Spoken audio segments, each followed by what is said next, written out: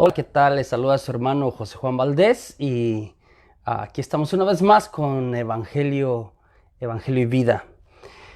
Y el día de hoy, para ponerle así como que un poquito de contexto, un poquito de realidad a lo que estamos compartiendo, estamos leyendo en la palabra de Dios el día de hoy, a propósito de sabiduría, en el capítulo 6, versos del 1 al 11. Hoy precisamente en Estados Unidos estamos en medio de una reunión sobre si se le sigue o procede, dicen en inglés un impeachment, un juicio político al presidente de los Estados Unidos, Donald Trump. Quiero hablar de esto en relación a la palabra de Dios y sin ninguna preferencia política. Yo sé que hablar de política y religión o luego combinarlas son cosas como que medio no se llevan, como que se prestan a que discutamos, a que peleemos al respecto. Muchas veces, otra vez, no estoy inclinado hacia ningún partido, no el día de hoy, ¿no? Quiero que para donde sea escuchemos la palabra de Dios y qué nos dice al respecto.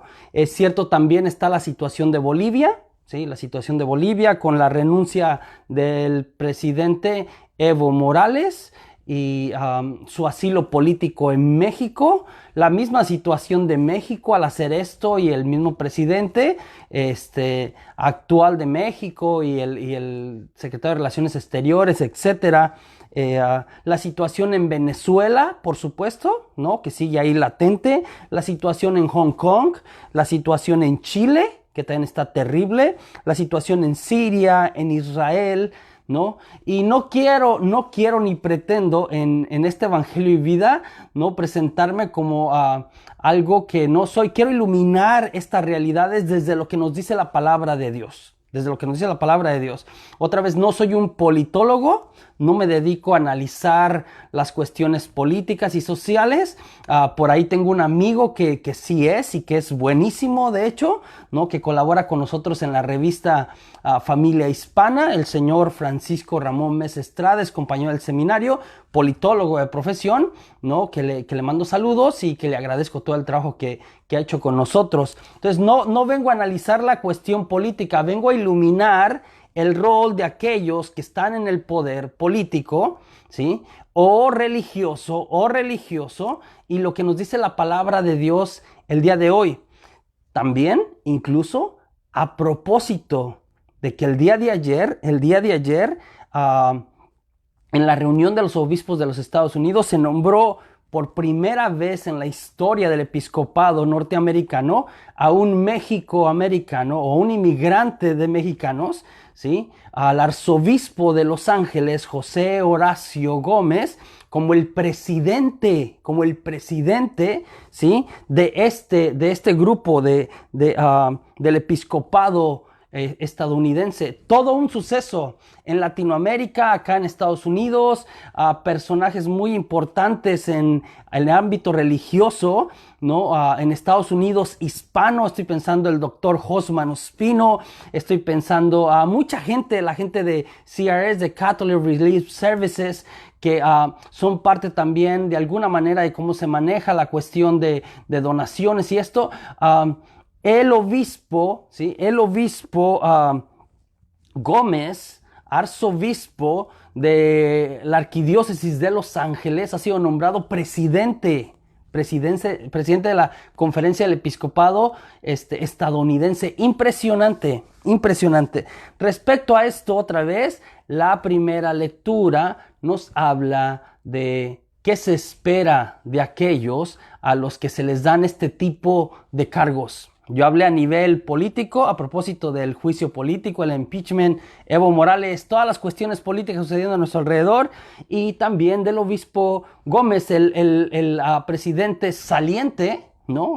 Entrará en vigor en enero, por supuesto, el arzobispo Gómez es el cardenal de aquí, de esta arquidiócesis de Galveston, Houston. El cardenal Daniel DiNardo es quien sale, un italiano, Pensilvania, ¿no?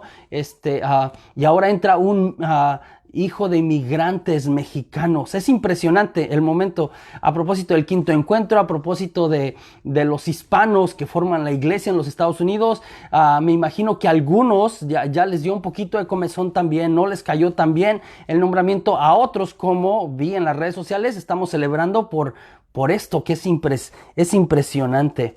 La iglesia, aunque a menudo queremos como que se separe la cuestión de Estado y religión, ¿no? Fe y Estado, estas dos cosas, no podemos, la iglesia no puede de alguna manera. Tenemos una lista de documentos en los últimos siglo y medio muy interesantes que han tratado las cuestiones políticas y sociales. La iglesia no es una iglesia desencarnada, es una iglesia en medio de la realidad, ¿no? Gaudium et Spes en el Concilio Vaticano II nos hablaba de esto, pero varios documentos interesantes que yo le recomiendo otra vez, porque dicen, no, es mi opinión, no, el magisterio de la iglesia, por los escritos de algunos papas y de algunos grupos, ¿no? Episcopales, es interesante que los analicemos. Estoy pensando otra vez una clásica Rerum Novarum de finales del siglo XIX del Papa León XIII, ¿sí? Sobre las cuestiones sociales de los trabajadores, etcétera. Y luego más tarde, de hecho haciéndole eco a esta Rerum Novarum, Juan 23 escribió Mater et Magistra, madre y maestra, refiriéndose a la iglesia de alguna manera. Pablo VI, hoy San Pablo VI, y también Juan 23, hoy San Juan 23, ¿sí? San Pablo VI escribió Populorum Progressio, también otro documento interesante sobre política, sobre cosas sociales. A propósito de los 100 años de que se escribió Rerum Novarum por León XIII, el Papa Juan Pablo II escribió la encíclica, ¿sí? Centesimus Annus, ¿no? A 100 años de esto. Y también Juan Pablo II escribió otra encíclica muy interesante que se llamó Sollicitudo Rei Socialis, Rei Socialis. Todas estas sobre cuestiones políticas. ¿Qué nos dice el día de hoy la palabra de Dios en Sabiduría 6 del 1 al 11? Empieza con, no en hebreo, yo le recuerdo, Sabiduría fue escrito en griego, pero empieza con la famosa frase hebrea, Shema, ¿sí? Escucha. Que para el judío, escuchar no es nada más percibir lo que se está diciendo. Escuchar es llevar a la acción, cumplir lo que Dios nos está pidiendo de alguna manera. Y dice, escuchen reyes y comprendan, escuchen jueces. Nos habla de alguna manera de aquellos en poder, aquellos que se les ha asignado, y les dice de dónde viene este poder. Esto es importante de la lectura. El poder nos viene de Dios.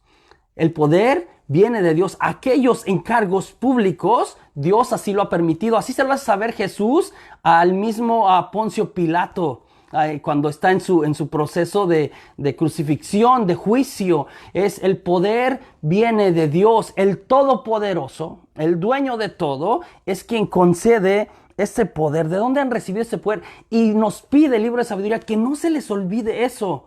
Porque a mí me parece que uno de los problemas, ¿sí?, en las personas que asumen estos papeles, estos roles públicos, ¿sí?, de alguna manera de poder, es que se les olvida dos cosas: de quién les ha venido el poder, de Dios, ¿sí? Y segundo, me refiero por algunas declaraciones del mismo Evo Morales en su presidencia, el presidente de Venezuela en su momento, etcétera.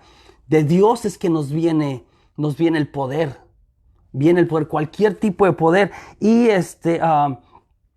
segunda cosa, se nos olvida por qué estamos en ese poder, y es en favor, y de eso es de lo que hablan los documentos que yo cité, en favor del pueblo, en favor de la gente. Esto es muy importante. Se nos olvidan o se les olvidan estas dos cosas. Entonces, sabiduría les dice a aquellos en poder, habrá un juicio inexorable, habrá un escrutinio. Acá se aplica, ¿sí?, a propósito de sabiduría, el dicho de al que mucho se le da, mucho mucho se le pedirá.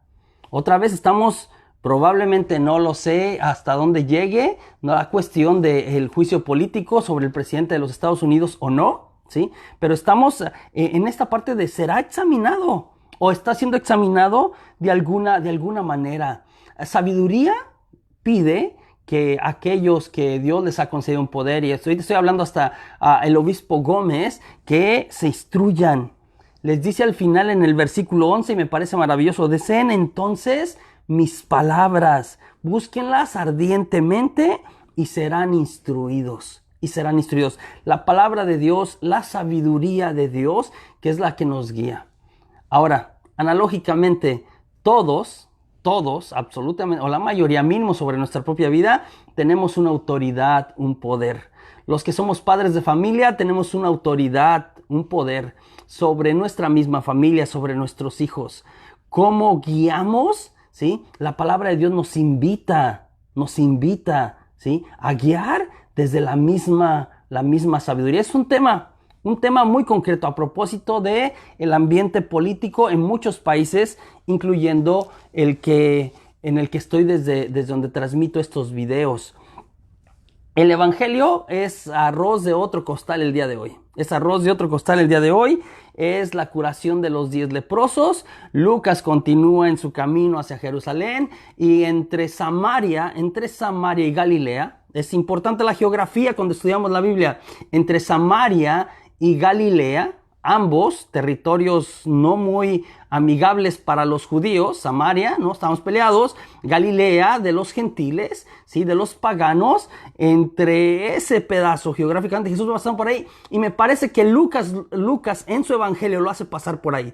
Lo hace pasar, me refiero a que él resalta que estaban pasando por ahí porque finalmente Lucas dirá que la salvación ha llegado para todos, no nada más para el pueblo de Israel, sino ha llegado para todos. Esto es importante.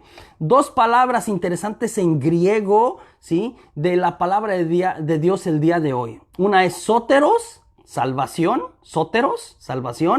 y otra es sosein, sanación.